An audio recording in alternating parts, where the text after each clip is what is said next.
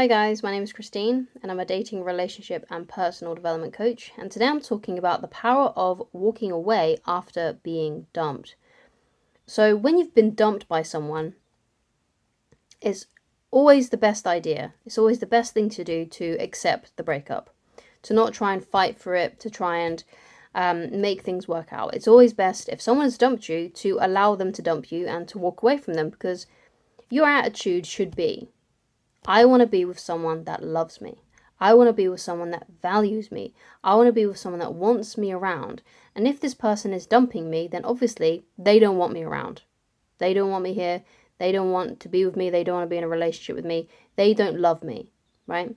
So if that's the case, then I should not be trying to make things work with them, because I deserve to be with someone who I don't have to try and make things work with.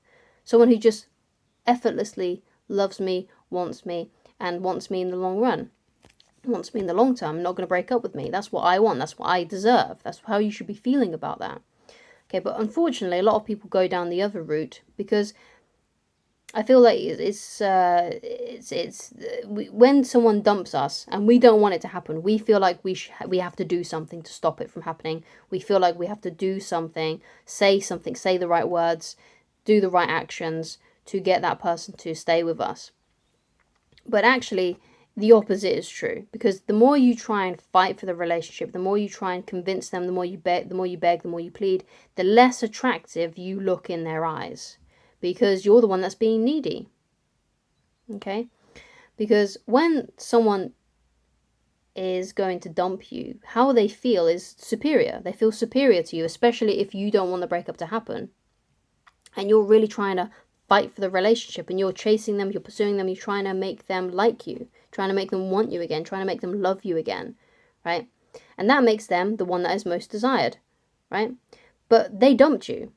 You're the one that needs to be more desired so they can reach out to you, right? Because you need that dynamic to go from this to this, or at least to this, at least very much to this.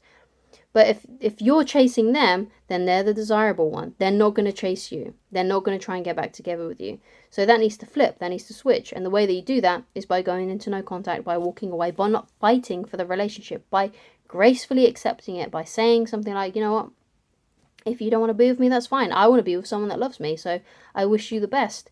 And maybe I'll see you around. But that's it. And then you walk away. You walk away, you go into no contact, and you don't step back on that promise to yourself. If you're going to do no contact, it has to be forever, right? There's a lot of coaches online that say, oh, it's 30 days or 45 days, or they give you a specific amount of time of, okay, you need to do no contact for this period of time because this is the optimal time. And then you contact your ex by sending them a text that has an emotional trigger in it or something like that. But that is wrong. That is very, very wrong, okay? If you do that, then you're essentially chasing them still, right? That's still making you the one that's less desired and them the one that's more desired, okay? But when you walk away from someone and you're strong and you stay that way and you gracefully accept the breakup, it opens the opportunity for that to switch, because you're not chasing them. So if you're not doing any chasing, the chasing is then left up to them. If they still love you and care about you, they will chase you, right? They will chase you if they still have feelings for you. Now, if they don't have feelings for you, then they'll just walk away from you and it would just fizzle out and you'll never hear from them again. And that's good, right? Because some people might be worried, like, oh my God, is that going to happen to me? I'm so panicked that that's going to happen to me. It may happen to you. They may have no interest in you. They may not still love you. And when you walk away and you do no contact, you'll never hear from them again. But that's good, because obviously they don't care. Why do you want to be with someone who doesn't care? You want to be with someone who does care, who wants you, who desires you, because that makes you feel good. It feels good to be desired. It feels good to be wanted. It feels good to be appreciated. It feels good to be with someone that's in love with you and you're in love with them. That feels good. That's the juice of romance, especially in the beginning and that honeymoon period, right? It's so nice to feel wanted, to feel desired, to feel attractive. And if your ex doesn't think that you're attractive and is not desiring you, is not wanting you, is not appreciating you, you don't want to be with them.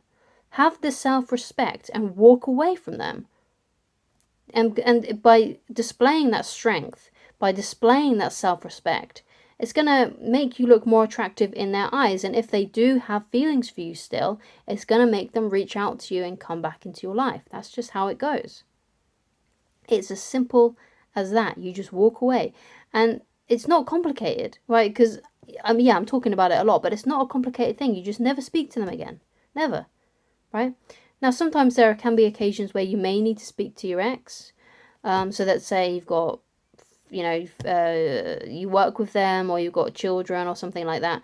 So how do you do no contact with someone like that? Someone that you can't help but have to talk to. You always talk to them in a business-like manner. Always talk to them matter-of-factly. And don't talk about emotional things. Don't be trying to worm your way into their life. Walk away. Just assume that this is over. It's done. And this is someone that, unfortunately, you just have to deal with and treat them as such. Now, it doesn't mean that you're mean or cold. It just means that you treat them like a business associate or like a colleague. You don't treat them like someone who you have an emotional connection to. You treat them like, just think about someone who you work with or you go to school with, who is just an acquaintance, and you're friendly to them. You say hello, you say good morning, but you don't really care about them. They don't really care about you, and you just sort of have, sort of like a small talk with sometimes. That's how you got to treat your ex if you can't avoid them, right? And if you've got kids, it's really good to speak to them in more like a business-like manner of, when can I pick up the kids? Or, saying things like that, and not, how about you take the kids this weekend and we do this, we do that. It's all about just making it very transactional in that kind of sense. Don't talk emotionally to them. Now, if they talk emotionally to you and they want to get to know you and they want to see how you're doing, that's fine. You can reciprocate then.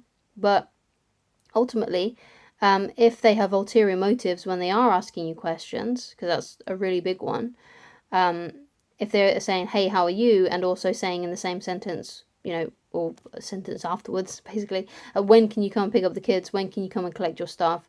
When can I get those papers from our boss if you work together? Then obviously there's an ulterior motive there, and they're not interested in you. They're actually interested in that transaction, what's going to be happening, whether it's to do with your kids, whether it's to do with work, whatever it may be. But if they want you back, if they're interested in you, and they like you, and they're thinking about coming back to you, what they'll do is they'll just ask you about how you're doing. They'll ask you about what you've been up to these days. And there won't be an ulterior motive apart from asking you questions and trying to prolong the conversation with you, right? And if there's no ulterior motive, them asking you to do something for them, or asking something from you, or needing something from you, and there's no ulterior motive like that, then they probably do want to get back together with you. But if there is an ulterior motive, then you still need to be very wary. You still need to talk to them very transactionally and things like that. Okay, it's very simple. It may sound complicated, but it's very, very simple. Okay, so thank you so much for watching. If you'd like to get in touch with me personally and you would like coaching with me, then please go to www.christinelovridge.com, and I shall talk to you again very soon. Goodbye.